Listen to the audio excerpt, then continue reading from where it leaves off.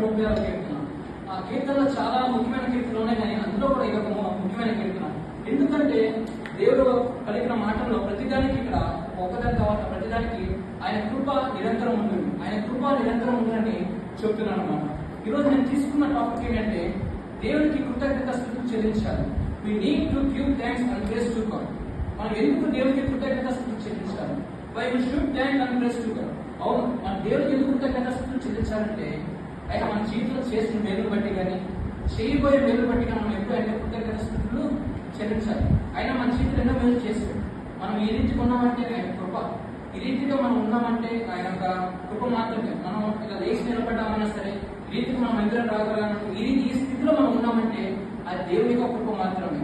నేను first point, ఆయన దయామయుడు, ఆయన కృప నిరంతరం ఉంటుంది.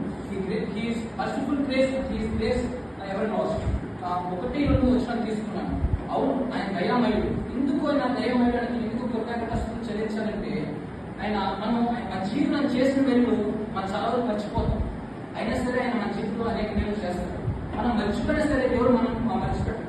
మనం అనేక విషయాలు దేవుడు మర్చిపోతాం, దేవుడు విడిచిపెడతాం. కానీ దేవుడు ఏ సిచ్యువేషన్ అయినా సరే మనం విడిచిపెట్టాడు. ఎందుకంటే ఆయన దయమయుడు, ఆయన కృప నిరంతరం మన మీద ఉంది. ఆయన కృప మనం కాచి కాపాడుతుంది కాబట్టి ఆయన దయమయుడు. ఎందుకంటే చాలా విషయాలు మనం దేవుడు మన జీవితంలో ఎన్నో మేలు చేశాడు, ఒకటి కాదు లెక్కలేని మేలు చేశాడు. కానీ మేలుని మనము మర్చిపోతాం, చాలా మర్చిపోయి మన జీవితాన్ని జీవిస్తాం. కానీ మనం మర్చిపోయిన దేవుడు మనం మర్చిపోడు. దేవుడు ఎప్పుడు మన చేయాలి విడిచిపెట్టాడు. దేవుడు ఎప్పుడు మనతో తోడుకుంటాడు. ఎందుకంటే ఆయన దయ, ఆయన కృప మన మీద ఉంది కాబట్టి మనం ఆయన్ని స్తుతించాలి. ఆయన దయామయుడు కాబట్టి మనము ఆయన స్తుతించాలి.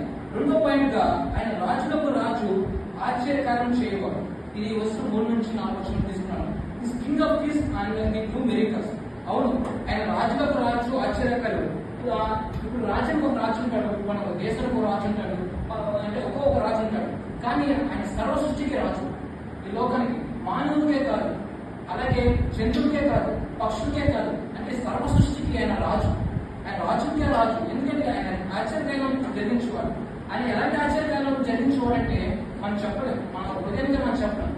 ఇశ్రాయేలు ప్రజల పట్ల దేవుడు చేసిన కార్యం ఆశ్చర్యమైన కార్యాలు. ఎలాంటి కార్యాలంటే ఈ లోకంలో ఏ మనుషులు చేయలేరు, ఏ రాజు చేయలేరు, ఆయన మాత్రమే చేయగలరు. సముద్రాన్ని 2 భాగాలు చేయగలరు, అదే ఆ మార నుండి మధురంగా మార్చగలరు. అలాగే నిప్పు వడగల వర్షం కురిపించేవాడు. ఆయన అలాంటి అద్భుతమైన కార్యాలు చేయవాడు. అందుకే మనము ఆయన రాజుగా స్వీకరించాలి. ఆయన ఆశ్చర్యాలు చేయవాడు కాబట్టి మనము ఆయన ఆరాధించాలి. మూడో పాయింట్ గా, ఆయన సృష్టి కారకుడు కాబట్టి కృతజ్ఞత స్తుతులు చెల్లించాలి. ఈ place created to thank of praise for God. అవును, ఆయన సృష్టికర్త, మనం సృజించిన దేవుడు, మనల్ని ఇలా తయారు చేసిన దేవుడు. అసలు మన దేవుడి లోకానికి ఎందుకు తీసుకొచ్చాడంటే మనం ఆయన ఆరాధించడానికి, మనం ఆయన కనపరచడానికి, మనం ఆయన సేవించడానికి దేవుడు మన ఈ లోకానికి పుట్టించాడు, మన ఈ రీతిగా నిలబెట్టాడు, మన ఈ స్థాయి కూడా తీసుకొచ్చాడు. కానీ మనం ఆయన మర్చిపోతాం. మనం ఏం చేస్తాం? సృష్టికర్తను ఆరాధిస్తాం మానేసి సృష్టిని ఆరాధిస్తాం.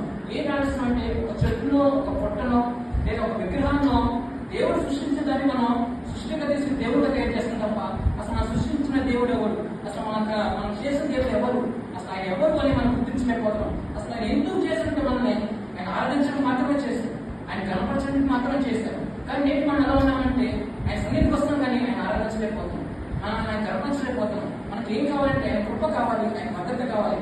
అవన్నీ మనకు కావాలంటే మనం ఆయన ఆరాధించే వారమై ఉండాలన్నమాట.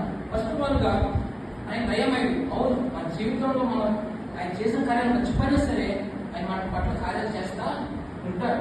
ఎన్నడూ ఆయన మన చేయి విడిచిపెట్టడు. రెండవదిగా, ఆయన ఆశ్చర్యకార్యం చేయవాడు రాజు కాబట్టి అవును, ఆయన చేసే కార్యాలు మనం ఎప్పుడూ మర్చిపోము. అలాగే మూడవదిగా, సృష్టికర్త. ఆయన సృష్టికర్త ఎందుకంటే మనం చేశాడు కాబట్టి, మనం సృష్టించాడు కాబట్టి, మనం ఏ రీతి నిలబెట్టాడు కాబట్టి ఆయన మనం ఆరాధించాలి. అసలు మనం ఆరాధించాలని చెప్తున్నాం తప్ప మనం దేవుడిని ఆరాధించటం. ఫస్ట్ మనం ఇతరులు చెప్తున్నాం, నువ్వు ఆరాధించు, నువ్వు దేవుడిని కనపరచు, నువ్వు చెప్పట్టు,